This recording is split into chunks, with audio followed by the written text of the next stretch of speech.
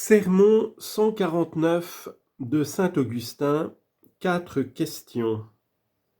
Actes des Apôtres, chapitre 10, Matthieu, chapitre 5, verset 16, chapitre 6, versets 1 à 4 et versets 43 à 48.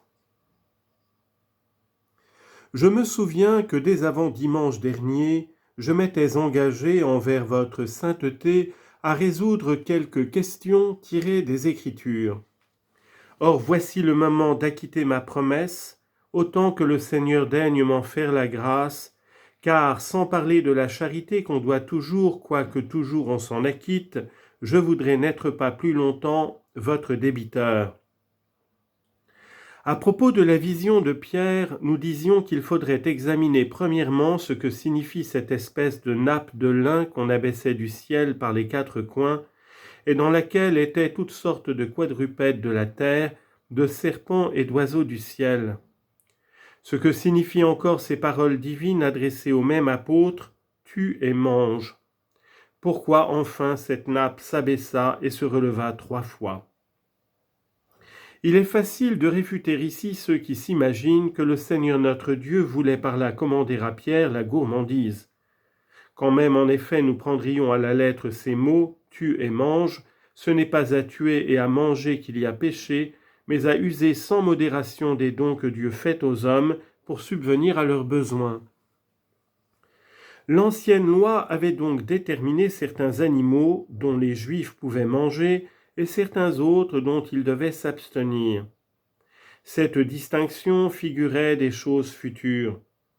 L'apôtre saint Paul l'enseigne clairement dans ses paroles, que personne donc ne vous juge sur le manger ou sur le boire, ou à cause des jours de fête, des néoménies ou des sabbats, ce qui est l'ombre des choses futures.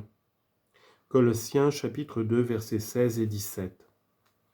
Aussi dit-il ailleurs, quand l'Église déjà était établie, tout est pur pour ceux qui sont purs, mais il est mal à l'homme de manger avec scandale. Tite, chapitre 1, verset 15 et Romains 14, 20. Quand l'apôtre écrivait ceci, il y avait effectivement des chrétiens qui mangeaient certaines viandes au scandale de quelques âmes faibles. On vendait alors au marché des chairs d'animaux immolés par les aruspices, et beaucoup de frères s'abstenaient d'en manger pour ne pas donner lieu aux ignorants d'acheter ces viandes sacrifiées aux idoles. C'était pour rassurer la conscience à ce sujet que le même apôtre disait dans une autre épître « Mangez de tout ce qui se vend à la boucherie, ne faisant aucune question par conscience, car au Seigneur est la terre et toute sa plénitude. » Et il ajoutait « Si un infidèle vous invite et que vous alliez manger de tout ce qu'on vous servira, ne faisant aucune distinction par motif de conscience. » Mais si quelqu'un dit « Ceci a été immolé aux idoles, n'en mangez point, à cause de celui qui vous a averti, et par conscience. » 1 Corinthiens 10, 25 à 28. D'où il suit qu'en cette matière, la pureté ou l'impureté consiste non pas dans le toucher proprement dit, mais à avoir la conscience nette ou souillée. Aussi les chrétiens reçurent sous ce rapport une franchise que n'avaient pas les Juifs. Car si les Juifs ne pouvaient pas manger de certains animaux, c'est qu'ils étaient, comme nous l'avons remarqué, des figures ou des ombres de ce qui devait se faire. Ainsi leur circoncision désignait la circoncision du cœur, quoiqu'ils ne voulussent point de celle-ci, se contentant de porter celle-là sur leur chair. De la même manière, ces aliments permis ou défendus étaient des préceptes mystérieux et des signes de l'avenir. Ils pouvaient, d'après l'Écriture, manger des animaux qui ruminent et qui ont la corne fendue, mais non pas de ceux à qui manque l'un ou l'autre, ou bien l'un et l'autre de ces caractères. Deutéronome 14, 8. C'était pour désigner certains hommes qui ne sont pas de la société des saints. En effet, la corne fendue à rapport à la conduite et à la rumination s'appelle une propriété de la sagesse. Quelle relation entre la corne fendue et la conduite ? C'est que les animaux dont la corne est fendue ne tombent pas aisément. Or, le péché n'est-il pas une chute ? Quelle relation aussi entre la sagesse et le caractère des ruminants ? c'est qu'il est dit dans l'Écriture, un trésor précieux repose dans la bouche du sage, mais l'insensé l'engloutit. Proverbe 21, 20, selon la Septante. Ainsi, écouter la vérité et l'oublier ensuite par négligence, c'est comme l'engloutir. C'est n'en conserver pas le goût, c'est l'ensevelir dans l'oubli même. Tandis que méditer la loi du Seigneur et le jour et la nuit, c'est comme la ruminer et en savourer les délices en son cœur. La défense faite aux Juifs signifie donc qu'à l'Église ou au corps du Christ, qu'à la grâce et à la société des saints n'appartiennent pas ceux qui écoutent indolemment la divine parole, ni ceux qui vivent mal, bien moins encore ceux qui tout à la fois écoutent mal et vivent mal. Ainsi en est-il des autres observances semblables imposées aux Juifs. Elles sont des ombres figuratives de l'avenir, et depuis l'avènement de la lumière du monde, de Jésus-Christ notre Seigneur, quand on les lit, c'est seulement pour en avoir l'intelligence et non pour les pratiquer. Il est donc permis aux chrétiens de ne pas se conformer à ces inutiles coutumes et de manger ce qu'ils veulent, pourvu qu'ils le fassent avec modération, bénédiction et action de grâce. Si donc il a été dit à Pierre « tue et mange », c'était peut-être pour lui faire entendre de n'observer plus les usages des Juifs, mais ce n'était sûrement pas pour lui recommander la gourmandise ni une hideuse gloutonnerie.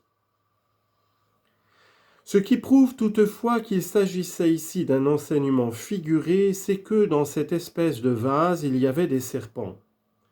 Pierre pouvait-il en manger? Quel est alors le sens de cette vision? Cette nappe immense désigne l'Église, et les quatre coins qui la tenaient suspendue représentent les quatre parties du monde où s'étend l'Église, puisqu'elle couvre l'univers. Ainsi, vouloir former un parti et se séparer de l'Église universelle, c'est n'être plus compris dans la mystérieuse vision, et n'y être plus compris, c'est n'avoir plus les clés données à Pierre. Si en effet le Seigneur dit qu'à la fin du monde ses saints seront rassemblés des quatre vents du ciel, Matthieu 24, 3, c'est qu'aujourd'hui la foi de l'Évangile se répand aux quatre points cardinaux. Les animaux montrés à Pierre représentent donc les gentils, car immondes et livrés à leurs erreurs, à leurs superstitions et à leurs convoitises, avant l'avènement du Christ, les gentils ont reçu de lui le pardon de leurs fautes et sont ainsi devenus purs. Et une fois leurs péchés pardonnés, pourquoi ne feraient-ils point partie du corps du Christ, c'est-à-dire de l'Église, représentée dans la personne de Pierre? Plusieurs passages des Écritures montrent effectivement que Pierre représente l'Église. On le voit surtout dans ces paroles qui lui furent adressées « Je te donne les clés du royaume des cieux, tout ce que tu lieras sur la terre sera lié aussi dans le ciel, et tout ce que tu délieras sur la terre, dans le ciel aussi sera délié. » Matthieu 16, 19. N'y eut-il que Pierre pour recevoir ces clés, et ne furent-elles pas données à Paul? N'y eut-il que Pierre pour les recevoir, et furent-elles refusées à Jean, à Jacques et aux autres apôtres? Ne sont-elles pas dans les mains de l'Église où chaque jour se remettent les péchés? Oui, comme en Pierre se personnifiait l'Église, à l'Église fut donné ce qui le fut à Pierre en particulier. C'est ainsi que cet apôtre représentait l'Église ou le corps du Christ. Qu'il admette donc les gentils. Ils sont purifiés puisque leurs iniquités leur sont remises, et c'est pour ce motif que le gentil Corneille, ainsi que les gentils qui l'accompagnaient, ont député vers lui une ambassade. Les aumônes de ce gentil avaient été agréables au ciel et l'avaient purifié jusqu'à un certain point. Il n'y avait plus qu'à l'incorporer comme un bon aliment à l'Église ou au corps de Jésus-Christ. Pierre craignait toutefois de livrer l'Évangile aux païens, car les croyants de la circoncision s'opposaient à ce que les apôtres enseignassent la foi chrétienne à des incirconcis. Il prétendait que ces derniers ne pouvaient participer aux grâces de l'Évangile sans avoir reçu la circoncision donnée à leur père. La vision de Pierre mit fin à cette hésitation. Aussi l'Esprit Saint lui dit-il, ensuite de descendre et d'accompagner les ambassadeurs de Corneille, ce qu'il fit. Corneille, en effet, et les gentils d'avec lui étaient considérés comme ces animaux que Pierre avait vus sur la nappe. Mais comme Dieu les avait purifiés déjà en agréant leurs aumônes, il fallait les tuer et les manger, en d'autres termes, détruire en eux la vie ancienne qu'ils avaient passée dans l'ignorance du Christ et les unir à son corps en leur faisant puiser une vie nouvelle dans la communion de l'Église.